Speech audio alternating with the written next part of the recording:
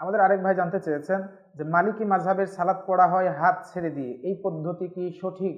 ধন্যবাদ, চমৎকার প্রশ্ন। আমরা বলবো যে শুধু মালিকি না, শিয়ারাও হাত ছেড়ে দিয়ে ইবাদত করে, সালাত পড়ে, মালিকিরাও করে। শিয়াদের ব্যাপার বাদ দিলাম, ওরা তো এমনি ভ্রষ্ট।